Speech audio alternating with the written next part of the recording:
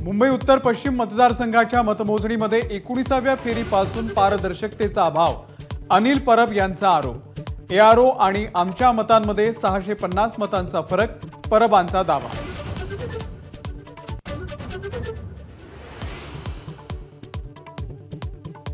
उत्तर पश्चिम मुंबईमधला निकाल हा आदर्श घोटाळा, संजय राऊत यांचा आरोप। रवींद्र वायकर यांना खासदारकीची शपथ घेण्यापासून रोखण्याचंही आवाहन।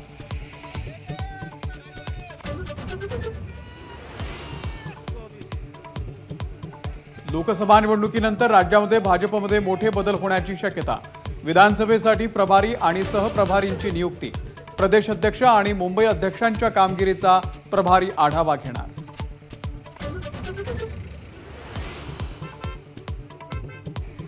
राष्ट्रवादी काँग्रेस शरदचंद्र पवार पक्ष विधानसभेला जागा वाढवून मागण्याची शक्यता।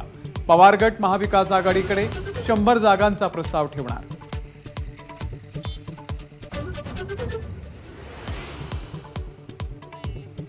पुण्यातल्या विधानसभेच्या जागांवरून महाविकास आघाडीमध्ये रस्सीखेच होण्याची शक्यता। शरद पवार गटानंतर ठाकरे गटाचाही पुण्यातल्या 6 जागांवरती दावा।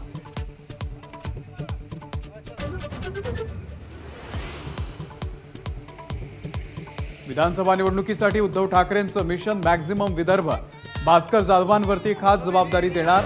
माझाला एक्सक्लुझिव्ह माहिती।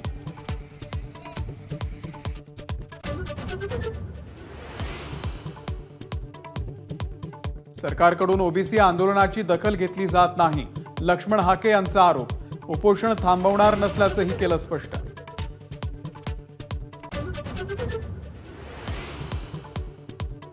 पंतप्रधान मोदींकडे जातनिहाय जनगणनेची मागणी करणार।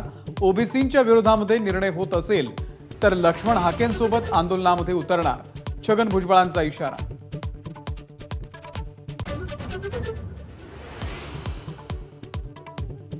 आणि 20 जूनला राज ठाकरे नाशिकच्या दौऱ्यावर। संतश्रेष्ठ निवृत्तीनाथांच्या पालखी सोहळ्यामध्ये सहभागी होत वारकऱ्यांशी संवाद साधणार।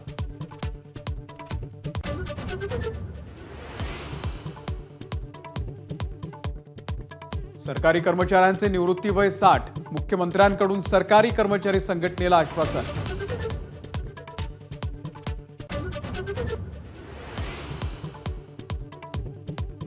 नागपुरात फुटपाथवरती झोपलेल्या 9 मजुरांना कारनं चिरडलं। 2 मजुरांचा मृत्यू, 7 जण गंभीर जखमी। आरोपी अटकेत। सलमान खानच्या हिट अँड रन प्रकरणाची झाली आठवण।